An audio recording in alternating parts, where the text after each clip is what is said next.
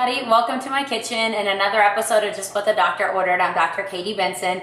Today I want to show you how to make almond flour pie crust. And this is going to be a great recipe, especially considering we're in the fall, Thanksgiving, the holidays are coming up, and this can be the great base for any pie. A pumpkin pie will be awesome in this. Also, you can do apple pie, and it tastes amazing. And so it's so simple, one of the easiest recipes to make. One of the first things you want to start off with is a cup and a half of the almond flour. And I just went ahead and I ground it in the Vitamix or like a blender and made my own, or you can buy your own almond meal. So you have a cup and a half of the almond meal. And then to that, you're gonna add 3 tablespoons of organic melted butter. And so I'm gonna go ahead and add that to this. And then this recipe is in the Maximize Living Nutrition Plans book, but I'm going to kind of modify it because it says to use 3 tablespoons of stevia, and I just think that's too much. I personally like to have my pie crust even just a little bit salty, so I'm going to add less stevia and just a little bit of sea salt to it to make it even better. So, but I am going to probably put about a teaspoon or a tablespoon of the stevia in it.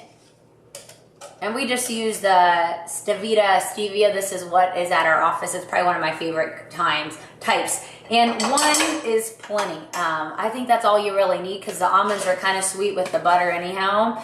And then I'm just going to put a pinch of sea salt in it. Just to also give it a little bit of saltiness in the pie crust. And then you just mix that together. Good. And then what you want to do in your pie pan dish is then you just want to transfer it to your pie pan. Get all of it in there. And you just want to mash it out.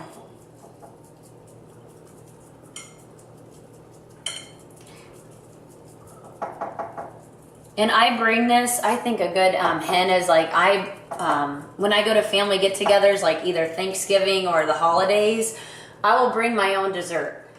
So you don't want to be eating the food that's there typically because it's loaded with sugars or processed foods. So I'll bring things like the pumpkin pie or, we also have a really good recipe for a homemade apple pie.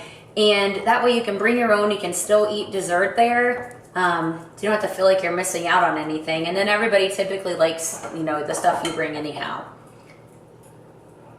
And depending on how big your pie pan is, you can kind of see you just want to get it pushed up all along the edge here.